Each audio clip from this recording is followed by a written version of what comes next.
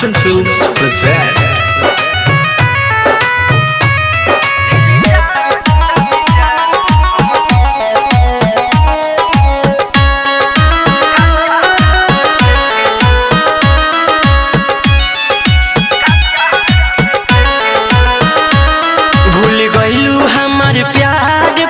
नौका भातार हमारे दुनिया उजाड़ी तू बसैलू साना सार ए जान इका कइलू भूल गइलू हमारे प्यार पाके नौका भातार हमारे दुनिया उजाड़ी तू बसैलू साना सार अब करब कासिना में हम टूटल लेके अब करब कासिना में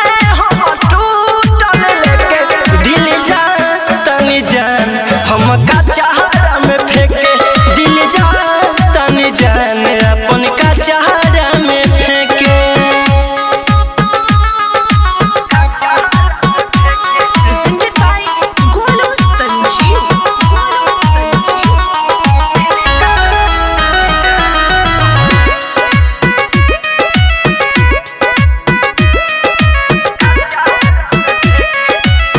दोसरा के बगीरा में जाके फूलैलू मिलते मरत जाने हमके भूलैलू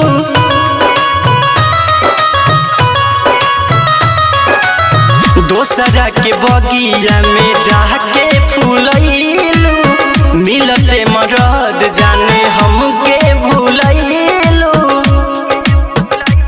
खुशबारू जाना हमारा के दुख तू देके दिल जा तनी जान अपन का चाहरा में फेंके दिल जा तनी जान अपन का चाहरा में फेंके।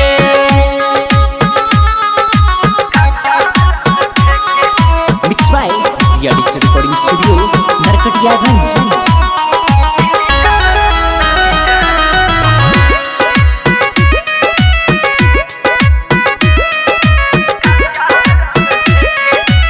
रहमत राजा के छोड़ी हट जाई राम बोली गोलू के लेलू अपनाई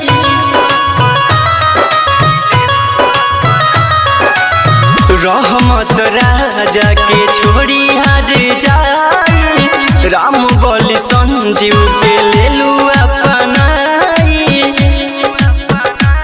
तोहरा बिना जान हमके जिए के नइखे दिल जा तनी जान अपन का चाहरा में फेंके दिल जा तनी जान अपन का चाहरा में फेंके। पगली Ria Digital Recording Studio, Narkatiyaganj.